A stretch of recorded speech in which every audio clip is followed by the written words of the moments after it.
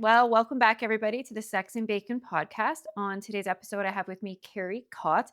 And today we're going to talk all things nudity, the healing power of it, everything and anything to do with the naked body. And this is basically Kerry's kind of specialty in her realm. So, for everybody listening, can you kind of just give a little bit of background about what it is you do and who you are and kind of how you came about with this? Thank you so much, Sarah. Yeah. Well, I actually have a background in Chinese medicine. So I'm a licensed physician of Chinese medicine since 2010. And I had been doing that for many years. Also, herbalism, have worked with plants. And I grew up in Michigan in the wilderness, in the woods. And so I've had this connection with the earth. And the nudity as medicine is really like a journey that unfolded. I definitely was looking for something deeper and a shift in how I was working with my patients. And this was something that spoke to me in my own journey and began to be really healing. So I don't have any official training besides being a human being in the experience of exploring nudity specifically in nature and how that became really healing for me specifically as it relates to sexual trauma.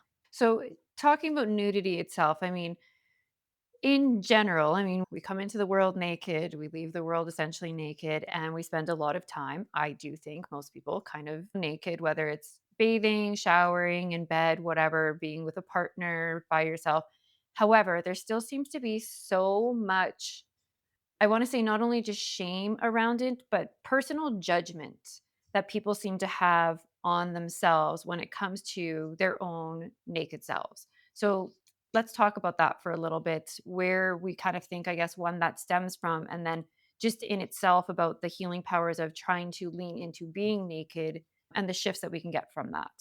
For me, what I see with this shame with our bodies, specifically our naked bodies, is like this root for us. Yes, we're born naked and we shower naked, and there are some things that we do naked, but there's like an appropriateness about it. And even if we're showering naked, it's not like for many people, it's not okay for someone to see us shower naked or change our clothes naked. And children are like, it's okay to be naked up until a certain point. And then they get to a certain age, and then it starts to become wrong.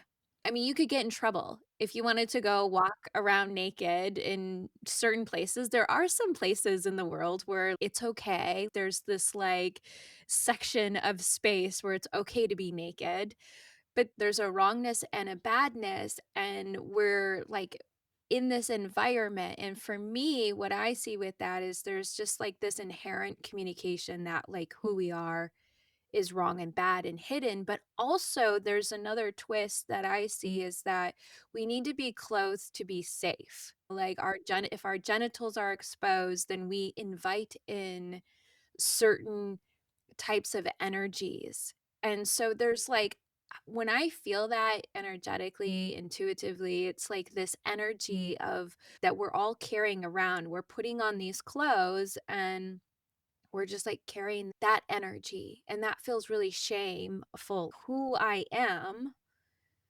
like, my naked body, who I am like, we're living in these bodies, something wrong about it.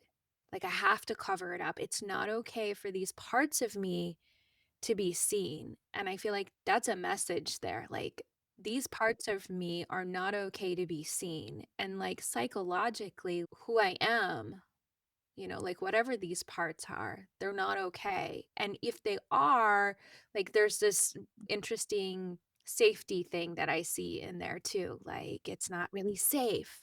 I have to stay covered up. And if I expose, and I also just think about like our vulnerability. If we expose ourselves, we're not safe. It's the sexual side of it, really, because as you're explaining all of this, and it's funny because, like, I genuinely hate getting dressed. I absolutely prefer being naked or loose clothing, like nothing restrictive.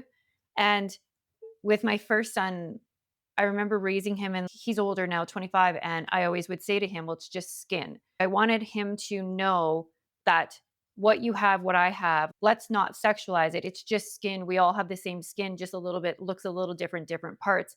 so that it was more of a thing of him realizing it's not a big deal to be naked, or we don't have to sexualize our genitals and things like that. But as you explained that about the safety aspect, it really does, I feel like, for most people, boil down to, well, if somebody can see my breasts, then right away that means that they're sexualizing me and that they're going to think that I'm trying to turn them on, which means then I'm inviting an unsafe sexual encounter, or just, to that degree where it's like, oh, they're going to think I want to have sex with them if I've exposed myself. Where I think that's the part that gets kind of confusing, because it's almost like when we're raising our children, as soon as they hit puberty and hair starts to grow, breasts develop in a different way, boys start getting hard ons and things like that, we go from teaching them that it's just nudity or it's just skin, it's not a big deal, blah, blah, blah, to all of a sudden, no, you're having these physical changes. And these physical changes means you're coming into a point that things are going to be sexual. And as soon as they become sexual, then that means it's wrong, which is then Mhm. that whole part where sex and all of these things, which people have shame and guilt and judgment and fear of, carrying that as well, it kind of almost goes hand in hand. It's like we're teaching them that our bodies being naked is shameful and wrong, but then we're also teaching them that it's because all of a sudden they become sexual or they might have sexual thoughts and stuff. And those two things together is a big burden to carry as a young person growing up and then going into adulthood with those same mixed messages. Yeah, absolutely, and what I was hearing in that too is there's become a stage of, like, loss of our innocence. Like, we're no longer innocent, and yes, there's a huge collapse of nudity and sexuality, and also they both carry shame, and there's a lot of conversation about nudity is not sex, and also, like, sex and our sexual energy is this beautiful space that also carries shame. And while they're not the same thing, they're like distinctly different. They're both carrying this shameful energy. And yes, there's this like the naked body is just so sexualized. Yeah, if I'm exposing my breasts, then that means something sexual. Well, when I'm showering, is that what that means? Like when I'm sleeping, is that what that means? I have this little inner joke with myself is that you don't have to be naked to have sex. So many people have sex with their clothes on. And so, like, they're not the same thing. They just aren't. Our bodies inherently are just, like you said, this is skin. Like these are our bodies. And then this is sex or this is sexual energy. And also, those two things are also separate, like our sexual energy or our sensuality, like all of that, because it's triggering.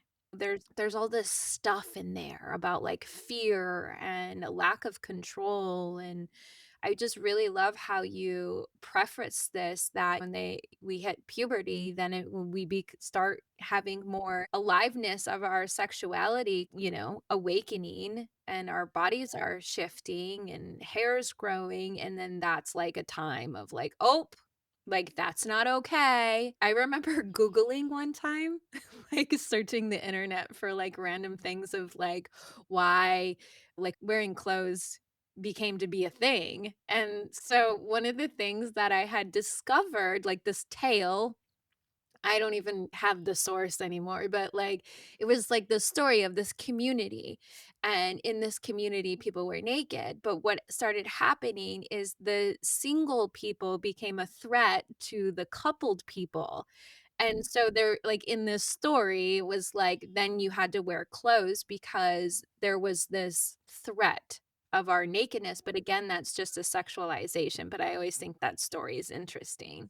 Yeah, it obviously like kind of stemmed from somewhere, but it's crazy how there's a lot of nudist retreats all over the world, hotels, places, and I've looked into some of them before, and one of their main things is that they do say, like, obviously in open public spaces, like, there's no sexual activity that goes on. Like, people aren't going to these places because they're looking at it as, "I just wanna look at a whole bunch of naked people so that I can be turned on and have sex." People are going there, and I mean, they got tennis courts and ping pong tables and shuffleboard and all of these things, and it's like people are legit just going to hang out and feel free and nude and not have all of these clothing restraints on them, and they're just doing life.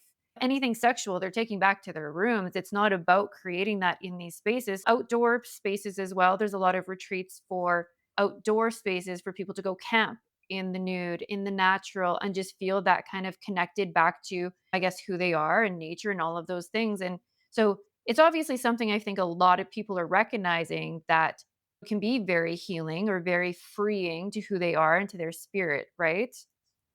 Yeah. I would say, though, not all nudist resorts and places have that policy.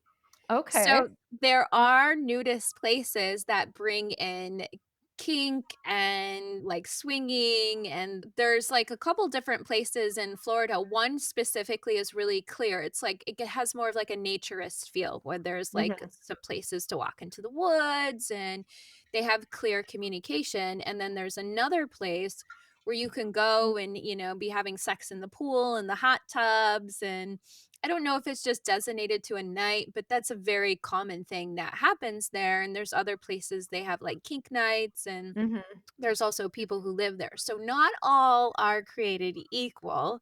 Okay, so people really need to do their homework then so they don't end up at one that they think that they're not gonna be seeing things that they don't wanna see. Like Yeah, and I actually thought that all nudists were swingers. I think because of this, because I had an introductory from my BDSM community into like being naked. I don't know. I just made up some story that all nudists were swingers. And I was like, well, I'm not a nudist then. But I also realized that I just put those together because there are common things that like people who are in those communities have a lot more like freedom with their bodies and being seen. And that was just something that I was seeing happening. And it was actually through some of my BDSM community. Well, actually, that was how this even opened up for me is because I went to a class. I went to a bondage class. And so it wasn't a sex wasn't happening. We were there for a class and I got topless. And I mean, I didn't have language to it at the time, but it was the first time I think that I was ever in a space that was non-sexual and I was naked. And it really did something for me in my nervous system of like, "Oh, wait, I'm naked, but also, like, nobody's asking me to have sex with them." yeah, Like, it there was was more really respect around it. yeah, and there was a clear boundary. We were going Yeah. there for a class. So do you find I'm assuming you work mostly with women. Yeah, I do. So do you find that it's more women coming in the sense that they are looking to heal trauma per se or just body imagery? Because I mean, we really are all created differently, different sizes, different shapes. Women that have had children or scars and things like that. I know we can be so hard on ourselves for the littlest of things. And I mean, I don't want to say, I want everybody to know that's not just reserved for big women or, women who have had kids or C-section scars and stuff like that. It's for everybody. I mean, even the women who you would look at, you would think that have the perfect body, they still have a lot of shame and a lot of judgment towards themselves about how they look naked. And I feel like there's unfortunately a lot of that in our minds that stems from, does my partner think I look attractive naked? Do I look sexy naked? Will he be looking at this stretch mark that I have on my right hip from this or my appendix scar? If it's in bright lighting, he's going to see that and I'm no longer going to be sexually attractive to him. And so much of it stems from how we're trying to picture ourselves in the eyes of the person that we are attracted to or that we're trying to date. So, what is it more that you're seeing? Because that's kind of how I see it, I guess, for me and my single friends. These are the conversations we have and from own personal experiences. So, what is it that you're seeing with the women that you're working with? I agree with everything that you just shared there, personally and professionally connect to that. Women definitely come with body image things that are showing up for them, but also trauma and like they're yearning for something deeper. Like this sensation of like liberation and connection and being freed up about that, and it's all of it, really. I mean, there's not a single woman who comes that doesn't have something. about, and just as you said, like, we could look at a woman and think, "Wow, she just has the perfect body." And she shows up and she has stuff. She has, and one of the things that I see about that from my perspective and the way that I've worked is that our bodies hold energy.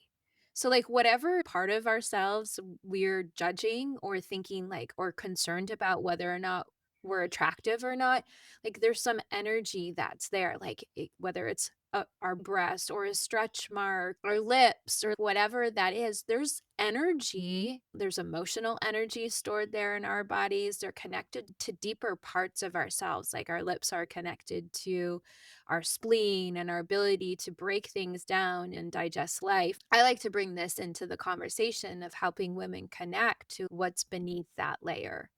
So here at this is the surface, right? Like our body in a way is like our surface. And just taking a look at what's underneath that. Let's look underneath what's there, like whatever you're coming in with. And something that's I think that's kind of interesting about when women come to this space, I have it that the actual experience of being naked and being naked together does so much healing just like by being naked. There's something kind of indescribable about that. So there's like aspects of our body shame that we have or our judgments that like get space to just be. And what I've discovered is that when we're in those environments, there's something that becomes less about ourselves. And also, we don't have a bunch of mirrors everywhere either. There's this aspect of going deeper into some part of ourselves. Like, I can say for me, one of the things that happens is it's not even about being naked. I'm like, there's something that gets removed out of the way. I kind of feel like the more time I spend closed, I have more judgment closed than I do naked. And I think because there's like, for me, it's kinda like, well, here I am. You can just see me. And I even think about that, like dating. Like, I've met men at the nudist beach, and I think, oh, thank goodness you can already see me naked. This is amazing, right? Like, now that that's out of the way, you know what I look like. But I've also intentionally been going into these spaces and diving into this as medicine and leaning into that, and I kinda went on this tangent from the question that you asked about. No, it's perfect. So let's talk about it, I guess, in the medicine sense of being naked in nature itself. Like that connection of what that is doing for, I guess, our bodies on a cellular level, just overall in that sense. And, maybe tying in, I guess, some of the Chinese medicine into that. What is that in a way? Well, I will preface anything that I'm about to say is I do not speak scientific language or like super like this is what's happening. So much of I guess my teachings and my connection are about like lived experience, and but something happens when we're naked, when we're outside, is that all of our body gets to be online and in communication. So, feeling the wind on your back, there's communication that's happening. It's like this, like being barefoot, like we can connect to the ions and the energy. And specifically, like being barefoot, there's this connection with all of life, like all of the earth. Like imagine you're barefoot on the earth and all the being connected to like all the mycelium that's connecting all of the plants and all of life together. And the term used is grounding, like grounding ourselves is because we really are. We're literally opening up communication. And if we're to put like a rubber shoe on, we actually inhibit that communication from happening and then we are disconnected. And so when we're naked, our whole body comes online and is able to connect with the elements. And I look at it this way, you have a weatherman on TV, right? But we also have our inner weatherman, and we can sense, and if we're paying attention to what's happening in the natural environment, we'll know what's gonna happen. And so imagine having all of our body being exposed to the elements. It's like we have all these communication centers that are listening, and there's an aspect of this for me that I don't know quite how to put in certain type of language, but I can share that when I'm outside and I'm naked, I feel the most safe in my body because it's like every part of me is like online and can sense and can feel and be attuned to what's happening. Yeah, it's so true. And it's funny. I like how you brought up the grounding aspect because I think that's a big thing that people they know of, right? Like it's something you grow up hearing people saying, like, "Go- you should walk around in nature, go ground." There's grounding sheets that people buy, grounding mats that people buy to kind of bring that nervous system kind of back to you, like a calm peace. And so being in nature is one of those things that they say, and it's your bare feet connection, or even, hugging trees and being connected to the earth through hugging trees and the power of what that can do for you. And I mean, it really is your skin to skin kind of contact with the elements of nature, right? It's no different than swimming in the ocean and the energy and the power of the elements of the ocean and all of those things and what they can do for you in healing. And they talk about the healing properties of water.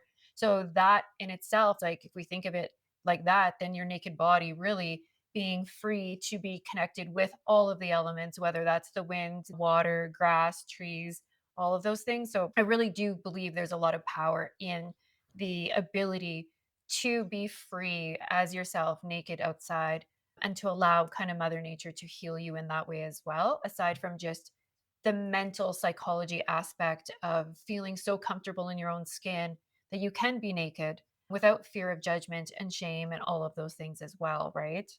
Yeah, and so there's a couple of things popping in for me with that is that the grounding and one of the really nourishing experiences that many women experience when we're together is laying on the earth naked.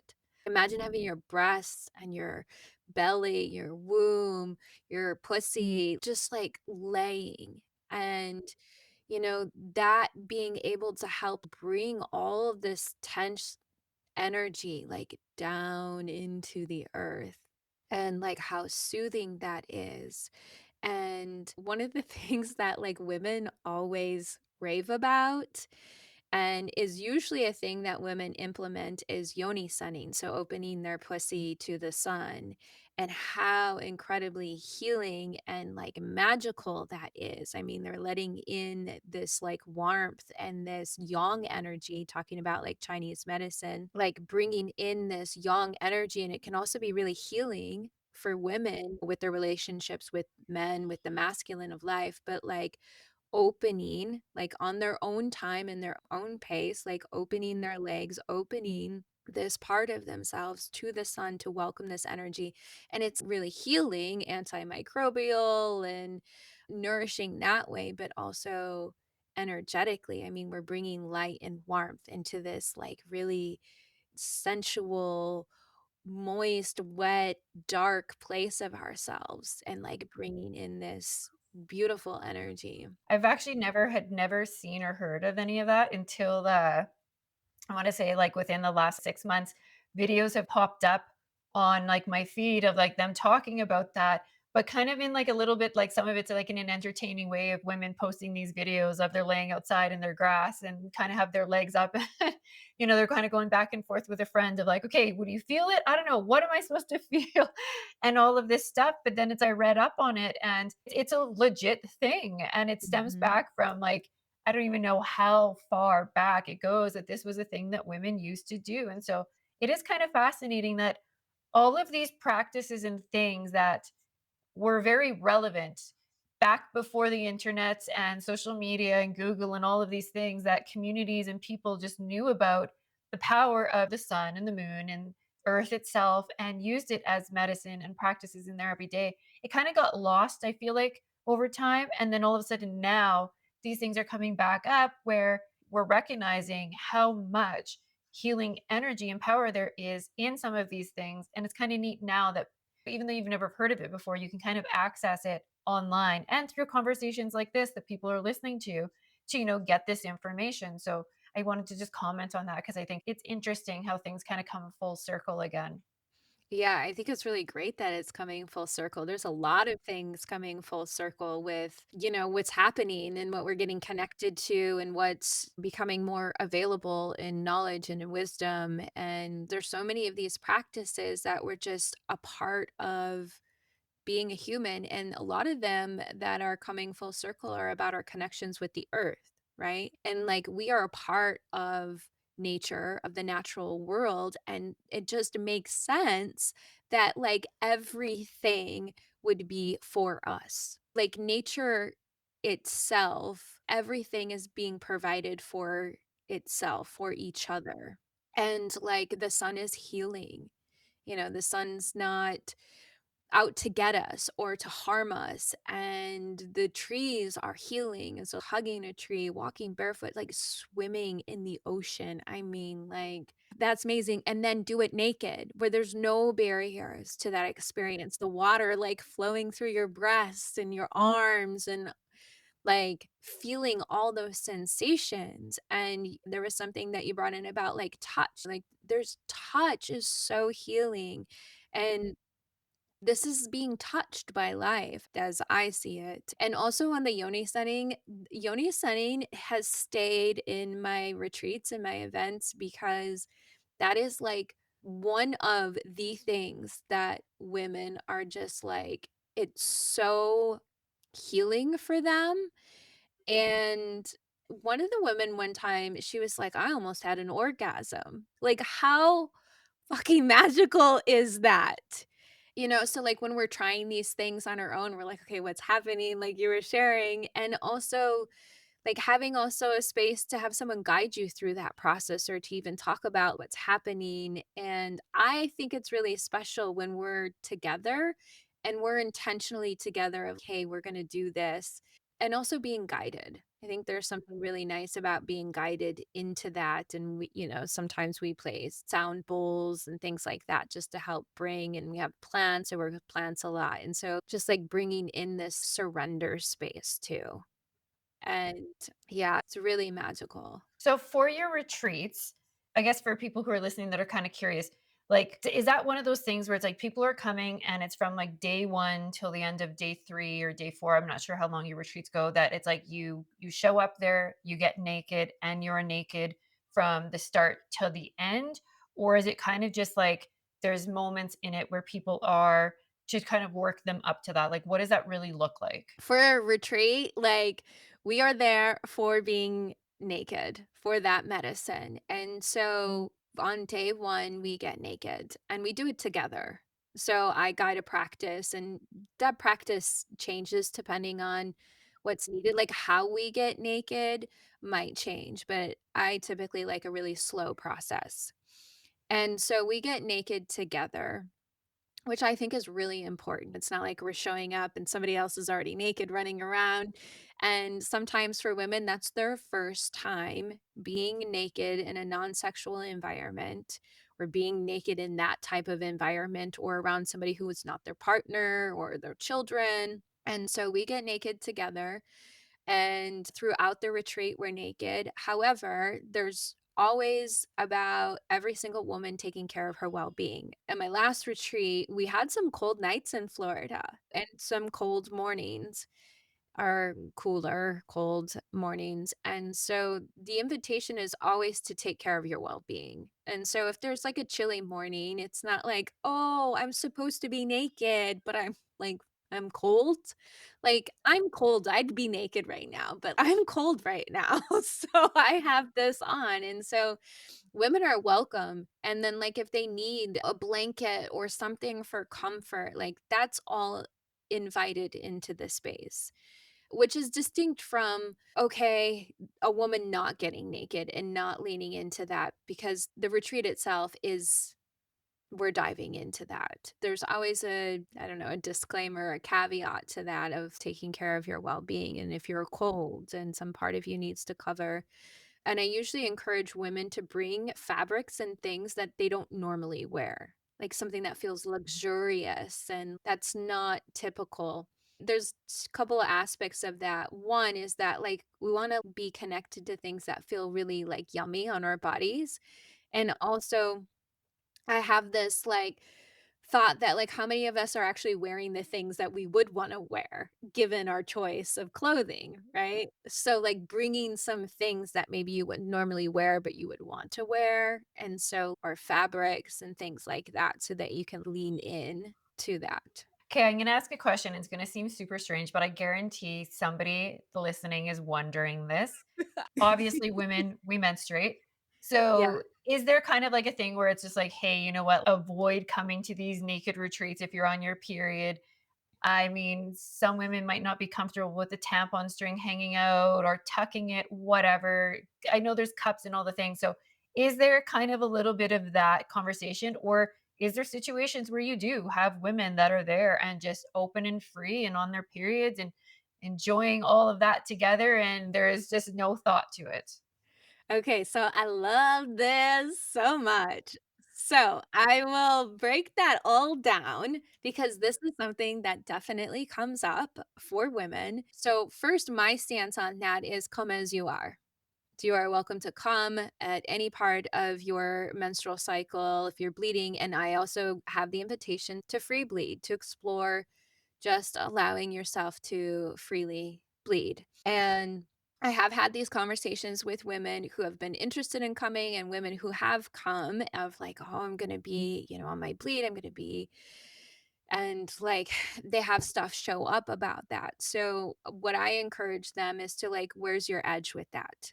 Like, where do you want to lean in? And so I've had a woman come and one of the days she wore underwear and then I think it was, like, the next day maybe she did it a couple of days, but then she, like, leaned in and on maybe, like, the lighter flow, she didn't, and then I had a woman come who was a little nervous about that, and we just have a conversation, and we just take a look at, like, what can you lean into, and also, like, you're welcome to tend. Again, there's this aspect of what do you need? What will have you feel comfortable?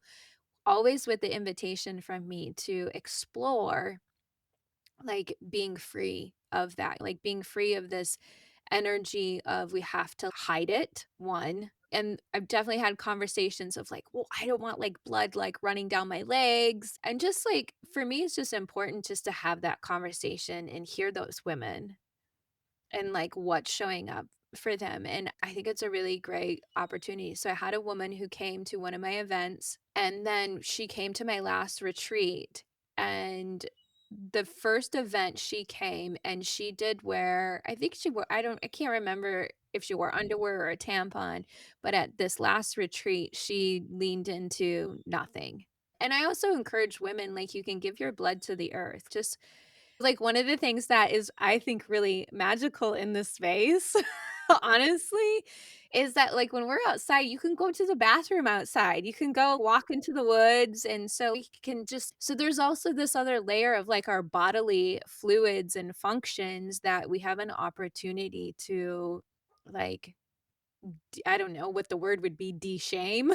There's even shame around, like, our bodily functions, and so, like, I encourage women to, like, also connect with the earth and, like, they can release their blood directly into the earth and have a conversation about that. But, yeah, for me, it's calm.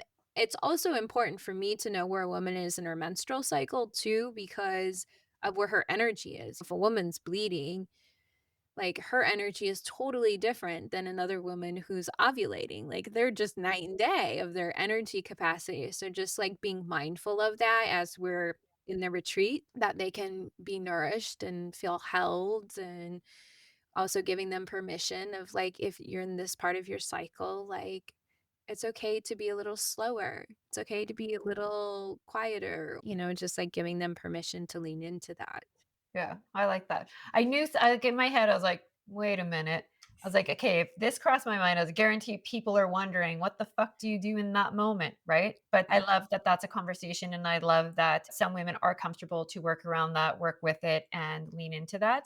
Again, just kinda giving you more of that, like, layer of confidence and just being comfortable in all that it means to be a woman, which is to bleed and all of these other amazing things that our bodies can do, and so I love that there's a safe space for that. Let's talk about your podcast, the Naked Human podcast. So, what is it? What all do you share on there? What is the direction of your podcast? It's starting to shift a little bit, but I started out talking about nudity being medicine. I have some personal stories that I have shared on my podcast. And then I've had women who've come to my events on my podcast just to share about their experience and their journey and these like living stories of how being naked and being feeling safe and having boundaries and being outside is healing. So, what's also shifting now for me is I'm starting to talk a bit more about plants. So, like for me, everything that I'm doing is rooted in our being a part of nature. My events are outside. I don't host events indoors because I want to be outside too. So I'm talking a bit more about our relationships with plants, and I'm bringing that more into my work as well, and having relationships with plants that can be our allies and that can support us. And then I'm also starting to have some more conversations with other people about their experiences with being naked and how that's been healing for them. Just bringing in some more voices and some more conversation in that way.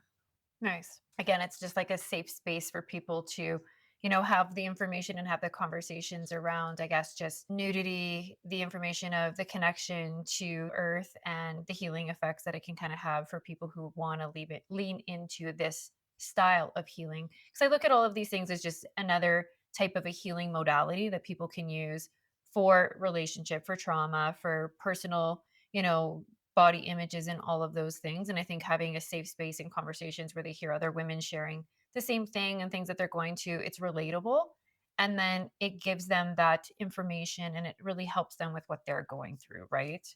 Yeah, absolutely. And that's what I really love about stories and people sharing their stories is that like we are hardwired for stories.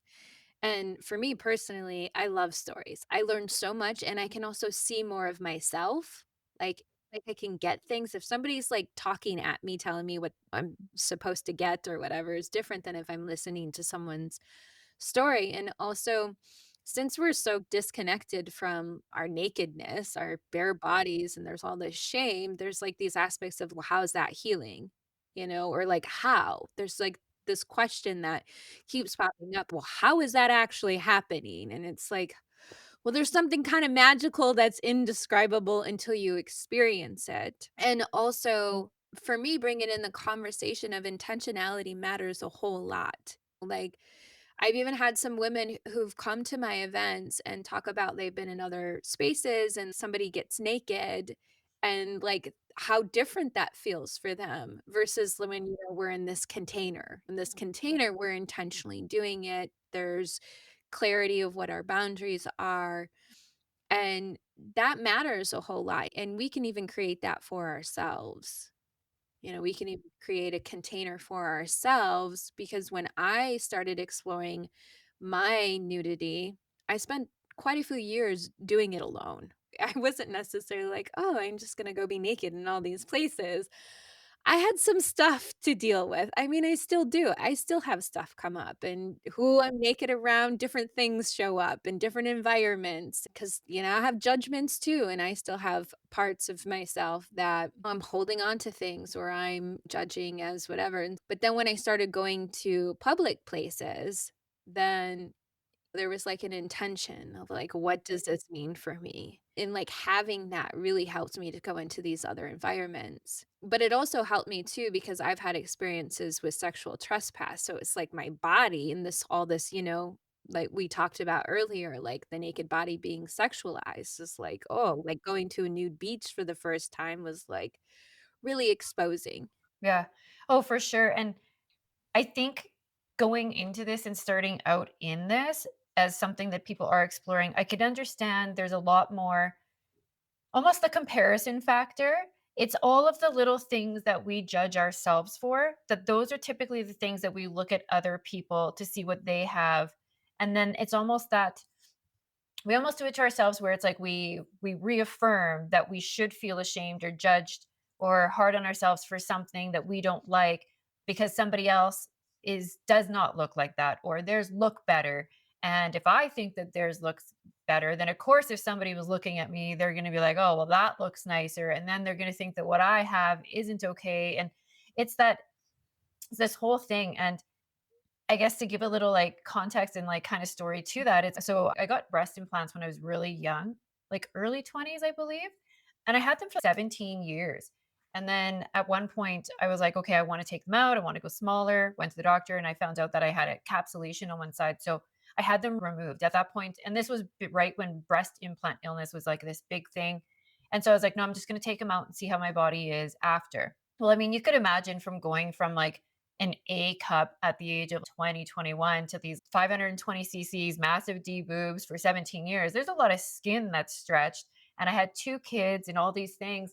And after I had them out and everything kind of settled, it was just, one looked more like you're like a normal kind of like, you know, full A kind of breast, had perfect shape. But then I had one that had the capsulation that he had to take out all this scar tissue. And it was almost like that inverted 90-year-old kind of boob, and I hated it, but I liked this one.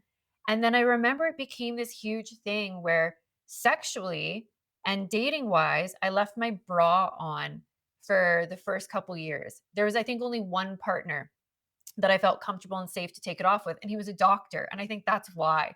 And he's like, "Oh, I don't care." And like, it was this thing. But every other guy, I'm like, leaving my bra on, don't take it off. Like I had my implants taken out, blah, blah, blah. And they're like, okay.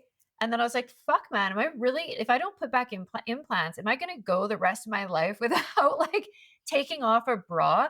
Because I felt so comfortable being naked looking at myself. I liked the way that I looked, but I had this judgment that like a man would not like what he saw because I knew what it used to look like and I know what other women's breasts like. And it was this massive mind fuck for years. And fast forward, I did end up putting implants back in, but very small, whatever. And then I ended up having like issues with one of them and I had to have multiple surgeries.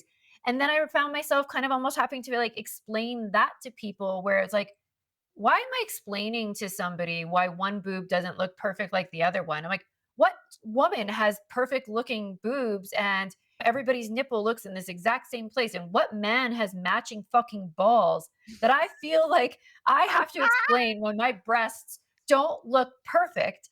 And then it was just this whole thing where it really is this shadow work of like this inward Mhm. kind of thing of like, why am I so hard on myself for a non perfect breast? Nobody's body is perfect. Why do I have this idea that they have to be perfect in order for me to be worthy of attraction, love, all of these things? I fully get it. And like for anybody or women listening in general, I mean, like we all do it to ourselves, but there's so much freedom in getting past that part in your brain of the bullshit of judging yourself for what you feel like you're inadequate about.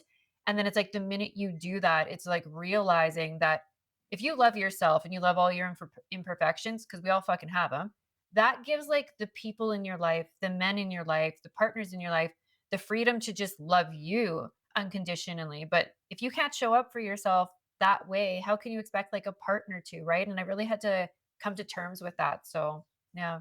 Thank you for sharing that, your journey with what was there and just the like you said, the shadow work of taking a look at what's going on here and discovering the part of you that's so fucking hard on yourself, so hard. And there's this one teacher I think about, I don't maybe you've heard of her, Alison Armstrong, but she talks about how men have this, I don't know the exact words, but, like, they have a beauty finder. And then women, we have this inner perfect woman that we can never live up to. She doesn't exist, right? And we're constantly judging ourselves, but men find beauty and see beauty. And so it's just I think about that when I hear these stories and also when I have my own judgments about, "Oh gosh, like, why would a man be attracted to this?" And it's but that's the stuff that we're carrying about ourselves and that we are closing ourselves from. And just like with you, like, getting to this point of, "Well, wait a second. What the fuck is going on here? Like, why am I being so hard on myself?" And that's it, right? Being hard on ourselves. It's not that our breasts aren't perfect. It's that we are so being mean and judgmental, and we are and then this piece about because I look like this, because this is the way that it is for me, then I don't deserve love, and that's what's at the root, right? If I am not a certain way, which is so exists in the world, so exists in our family dynamics. If you're too loud, if you do this, then you don't get this, and that doesn't happen. And so we have these, oh, well, if I don't look a certain way, then this person, I'm not gonna be loved. Nobody wants to be in a romantic relationship with me, like, whatever that context is, there's a judgment of, I'm not perfect or something isn't a certain way, therefore, like, I don't deserve to be loved. I think you just n nailed what's at the root of all of our body Ugh, shame. I know, right? Yeah, it's messed up, but I do believe there's so much physical and mental transformation that does come from community of women healing through the same things. And I think that's what I love the most about, you using nudity as medicine with those retreats. Because I think when you have women that are standing together naked and free and truly just having those moments of, I see you and you can see me and I'm vulnerable and I feel safe in this community and I feel safe with these women, it really does give you another level of just power and confidence to be the woman that you are, not the woman that you've told yourself you have to be, but just genuinely who you are as you show up that day. Yeah. Yeah. It's Yes, I powerful would shit, agree. right? I would Yeah. agree. Yeah. But yeah, no, I love that. I think it's amazing that you hold these retreats and that you give women the space and the container and the conversation to work through this shit because it is a lot of shit and it can be really hard, right? Yeah, and like you said earlier, like this is another like avenue or modality that you can experience and we can make anything medicine. Anything can be medicine and our intention matters. So having this space and this opportunity to remove the barriers. That's what I see the clothing when we're together. It's like we remove our clothes and we actually feel more connected together, and then it's wow, we, like, humanize ourselves. And one of the things that I just popped in, I don't think about as much anymore, but I have also heard from other women, is that when I started, like, being naked, having these events, and also going in my own environments to be intentionally naked and, at a beach or a nudist colony, I just started to realize that I had no idea what bodies really looked like. This my brain has an image. There's, like, this perfect image out there in the world of what a body is supposed to look like. And when I started seeing more people naked, I realized I, like, had no idea. And I was comparing this perfect image to my naked body, which I was seeing frequently, look at myself in the mirror and whatever. But I was like, "Oh my gosh, I had no idea."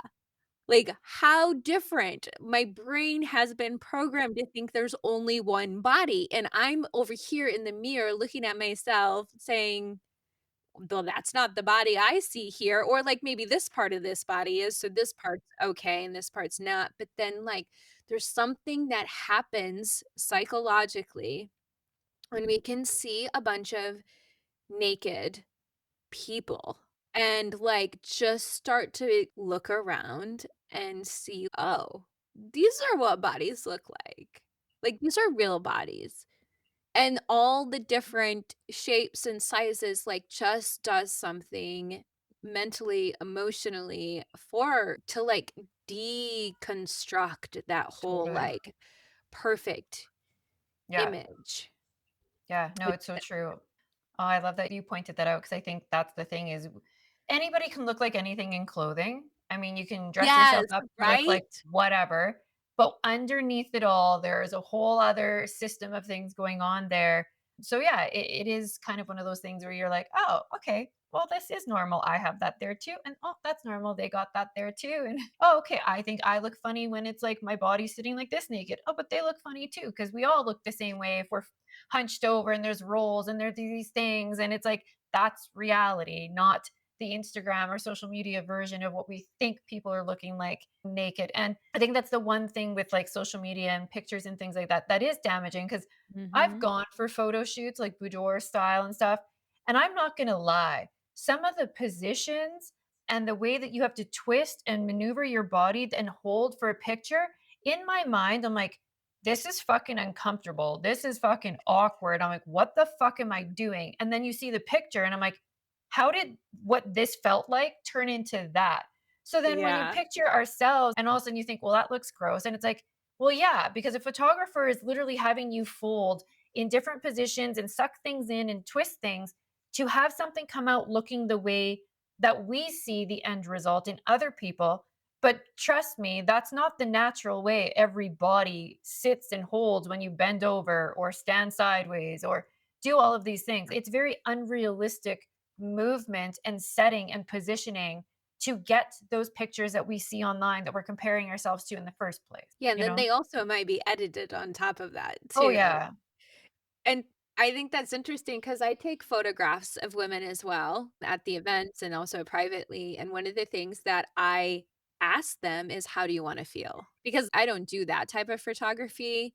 Like, we might do try and get some shapes, but I always want women to feel comfortable. And also, when I'm taking photographs of them that are for them, for whatever they're gonna use that for, I always ask them, like, "How do you wanna feel?"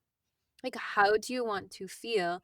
And then invite them to connect with what's around them. What do you want to connect with? What do you want to feel? Like, what, and have them just look in that inward part versus like, oh my gosh, am I doing this right? And, like a camera shows up and all sorts of weird things start happening to us, right? Like, somebody else can bring a camera in front of me, and I'm also like, hey, what am I supposed to do? But I'm so used to being on the other end too, and so that's why I think that's interesting that you shared about that, and yeah, I've seen so many amazing boudoir photographs. They're, like, stunning, and they're pieces of art, and so I think that's just interesting that you brought in that juxtaposition of, like, of how did this turn into that, and that, Yeah. like, feeling. Oh, yeah. Yeah, it's very different. So, yeah, like, for people who are listening, I mean, it's not what they think. So, if you think you can't get the right angle of your ass the way you are, like, let me tell you, it's not because your ass doesn't look great the way that you're looking at it or when somebody else is looking at it. It's just the weird twists and things that photographers have you do to get certain things like that. So, And it's like a mirrored image, and lighting and all these things are factors through a lens and can either make something look, like, harsh or more soft, and it could be the same exact position, different time of day, and, like, there's a lot of things at play, but we see the image, and then we take that in, and then we look at ourselves and think, "Oh," or we try and take our own photographs or somebody else takes it, and it's an art, right? Like, it also takes someone being able to know the angles and also how to capture that. All those things matter because how many of us have given someone a camera and said, "Hey, can you take a photo?" And it's, like, really bad, and you're like, oh, I "Calm." know. And Yeah. some people just don't have a certain eye for whatever it is, and we all have different eyes for different things. I don't think I could pull off those boudoir photographs, but I can do, like, connected to the earth as one naked human Yeah. photographs. Yeah, no, it's so true, right? It is, and everybody has their skill set for those things, and that's why they exist. But yeah. Okay, so I do want, though, for everybody listening, before we part ways here, and this has been such a fun conversation, and I do highly recommend to all the women listening to either look into the resorts and the retreats and the workshops that Kerry offers, or something in your area, and kind of just step outside your comfort zone. It's an invitation to kind of to get naked with yourself, whether it's the comfort of your room, your own space, or in one of these retreats. But for everybody listening, what is one thing that you would like to share with the women, or maybe even for the men out there that are listening when it comes to nudity as medicine for them? Because I know we talk about this for women. So, what is something you would like to share with them that before we part ways here? Ooh, no pressure. That one magical little bit of information. I'll definitely share what just came to me as you were even asking the question, and this is for anyone. The invitation to experience nudity, the thing that I would say is most important is creating a safe space for yourself and taking a moment. So, if this is something that you want to lean into, and maybe you're used to being naked, but maybe you want to take it deeper, or maybe you're listening and you're like, have some stuff showing up, create a space for yourself. Just take a moment and maybe do journaling or just check in with yourself of, okay, I want to try something. And it could be something as simple as sleeping naked. Of like, I'm going to intentionally sleep naked just to connect to my body and feel what it likes to be like naked more. And do it in a way that you feel safe. Like I started with myself, by myself, with myself, for myself. And I actually spent years doing it that way. So time is irrelevant, but that's a really beautiful place to start. And also, if you have a story or there's something you want to share, you can always reach out and you can ask me questions or, yeah, find some support and you can explore on your own with yourself. That's a really beautiful place to start. Awesome. Well, thank you very much. Thank you for your information and thank you for the wisdom in this and sharing, your journey and just the things that you offer as well. So I appreciate you coming on here. Thank you so much for having me. And thank you, everyone listening.